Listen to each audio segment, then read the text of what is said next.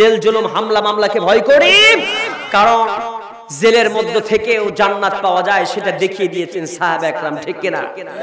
আজকে দেখেন বিনা দোষে আপনার এই পাবনা অঞ্চলের গৌরব সাথিয়ার গৌরব, একজন সাথিয়ার এক রত্ন চলে গেছে দুনিয়া থেকে, জান্নাতি ফুল এই বাগানে এসেছিল।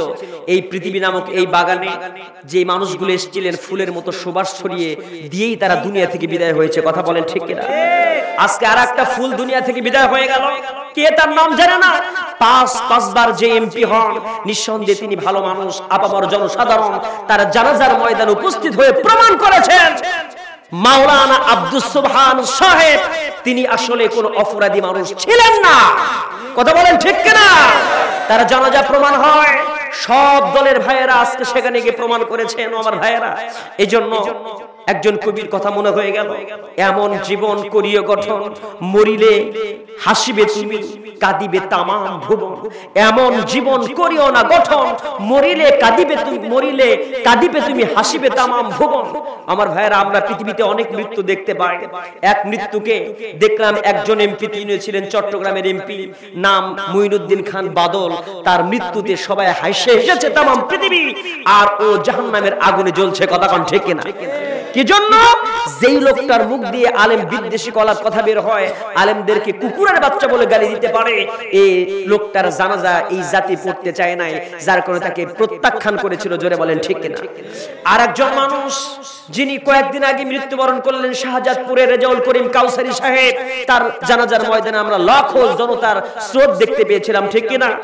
আরেকজন আব্দুস সুবহান সাহেব, যিনি দুনিয়া থেকে বিদায় হয়ে গেছেন গত শুক্রবারে, পবিত্র দিনে পবিত্র মানুষটি বিদায় হয়েছেন, যার জানাজার ময়দানে উপস্থিত হয়েছিলেন লক্ষাধিক মানুষ একত্রিত হয়েছে, আপামর জনসাধারণ চলে এসেছে। কিসের দলীয় বিভেদ, সব দলের লোকই তাকে ভালোবেসে জানাজায় উপস্থিত হয়েছিল, কথা বলেন ঠিক কিনা? আমার ভাইয়েরা, এটা কোনো দলীয় কথা নয়, এটা দলীয় নয়। নিরপেক্ষ দৃষ্টিতে চিন্তা করেন, এই মানুষগুলির হাতের মধ্যে ডান্ডা বেরি, পায়ের মধ্যে ডান্ডা বেরি পরিয়ে যে হাসপাতালের মধ্যে অসুস্থ অবস্থায় হাসপাতালের ট্রিটমেন্ট নিতে এসেছে, আমি সেদিন ফেসবুকে দেখলাম হাসপাতালের ট্রিটমেন্ট অবস্থাতেও তার হাতের মধ্যে পায়ের মধ্যে ডান্ডা বেরিয়ে আর লোহার শিকল তাকে শিকল পরিয়ে দিয়ে রেখে দেওয়া হয়েছে, কথা কয় না কেন? এই যে নির্যাতন গুলো চালানো হয়েছে, এর কি রিয়াকশন নাই? এর অবশ্যই রিয়াকশন হবে। সেই রিয়াকশন আমরা দেখতে পাবো, আল্লাহর পক্ষ থেকেই গজব আসবে, কথা কয় না কেন? জোরে বলেন ঠিক কিনা? সবকিছু ভালো, কিন্তু অতিরিক্ত ভালো না। জুলুম অতিরিক্ত মাত্রায় হয়ে গেলে আল্লাহ তখন বরদাস্ত করে না। তার প্রমাণ রিসেন্ট দেখে নেন, আপডেট নিউজ।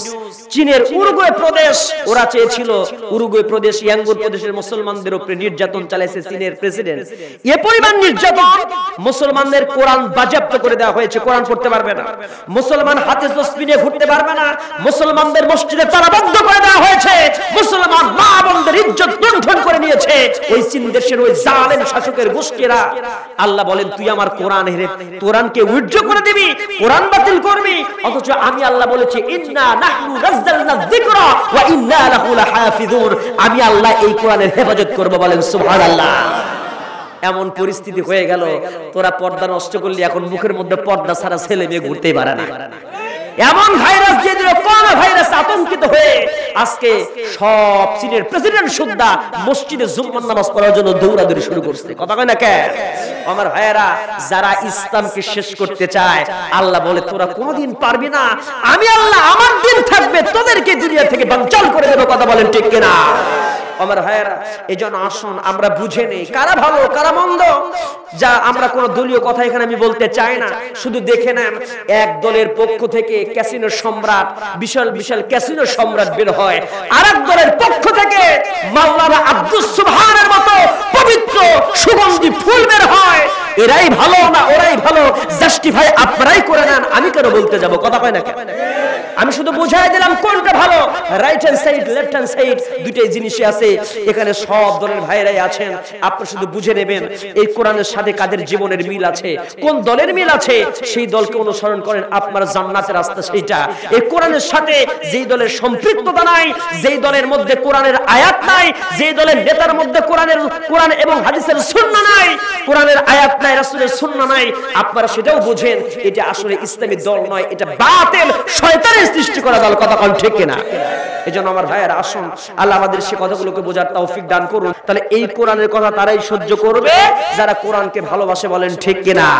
আর যারা কোরআনকে ভালোবাসবে না, ইসলাম তাদের সহ্য হবে না। তাই তো বলি, আসুক না যত বাধা, যত ঝড় সাইক্লোন, রাসূলের পথে মোরা চলবই, এ জীবন বাজি রেখে দিনের নিশান মোরা বাংলার আকাশে উড়াবো। মোরা কামানের মুখোমুখি দাঁড়িয়ে আল্লাহু আকবার বলবো। আসুক না যত বাধা, যত ঝড় সাইক্লোন, রাসূলের পথে মোরা চলবই, এ জীবন বাজি রেখে দিনের নিশান মোরা বাংলার আকাশে উড়াবো। জোরে বলেন ঠিক কিনা? আমাদের দেখে বহে জিহাদি রক্ত, প্রাণে প্রাণে বিপ্লবী ঝংকার, তাকবীর তাকবীর বাতিলের মসনদ, কত ভেঙে করেছি যে চুরমার, কত ভেঙে করেছি যে চুরমার।